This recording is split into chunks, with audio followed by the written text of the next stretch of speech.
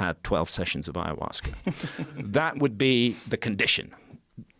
Don't even bother applying for the job if you haven't done this. And we have to be there where you have it. And we want to see that you're drinking every drop. Yes. And we want an experienced shaman present who's really going to guide you through the journey. And I suspect that that would be a transformative experience for many of our political class, and that they would start to question why they do what they do, why they exploit fears in order to magnify their own position. They'd start to question that and to wonder about a different destiny for humanity. But that's a dream. I guess it's not going to happen. It's very, very, very well said, and I couldn't agree more. My hope is that what you were saying and what we were discussing earlier about how the internet has sort of eroded our faith in many institutions as being the only or the primary source of knowledge, that I hope that that takes place globally in terms of the way we view government. Yeah. And that we do, and that your idea of like, I love what America stands for. And what America stands for is kind of a nation that's where people go to.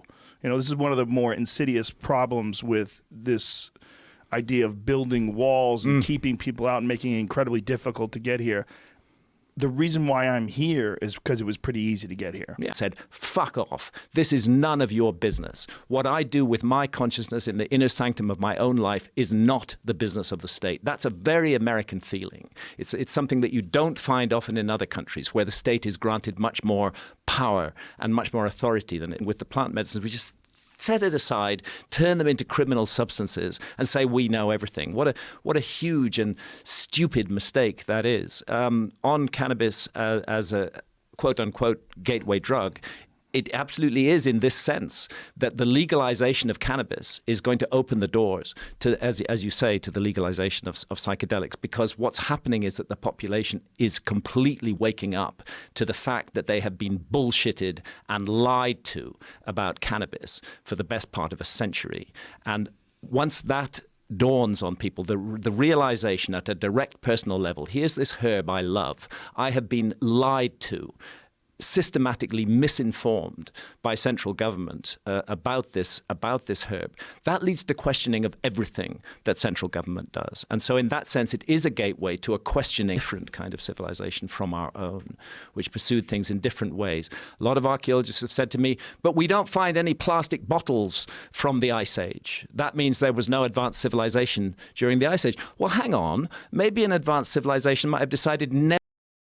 Explanation, he used that specific word. The most parsimonious explanation is that a group of people during the Ice Age crossed the Pacific Ocean and settled up and ended up in South America and settled in the Amazon and brought their DNA with them. That would account perfectly for the DNA data. And when a scientist says the most parsimonious explanation, what that scientist is saying is Great Pyramid are 5 further chambers. And these chambers are roofed and floored with granite beams that weigh about 70 tons each. And there are hundreds of them.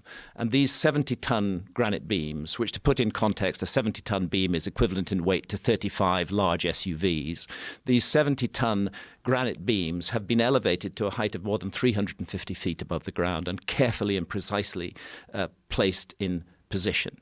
It is very hard for archaeologists to explain how that was done using purely leverage and mechanical advantage. You can say, oh, perhaps they built a ramp and hauled the stones up the ramp. But then you have to confront basic laws of physics. You can't haul a stone weighing tens of tons up a slope that exceeds 10. That it would transcend time. Yeah. And that you would have to look at it even thousands and thousands of years later and say, hey, like this defies conventional explanation. This is not a simple, and I've seen some of the conventional explanations of the construction of the pyramid, and they conveniently neglect those chambers above the king's chamber. They do. They conveniently neglect a lot of those massive stones. Yeah. And it's because it's one of those things you just go, oh, I don't know. What is this, Jamie? There are the chambers above the king's chambers, and each one of those floors consists of a row of 70-ton granite blocks that have been raised 350 feet above the ground. And not only that, but brought from Aswan in the south of Egypt, 500 kilometers south of the Great Pyramid. So, if there's any time in history where you could go in a time machine and go back and observe, would that be the time? I am just completely fascinated by the Ice Age at the moment. If you had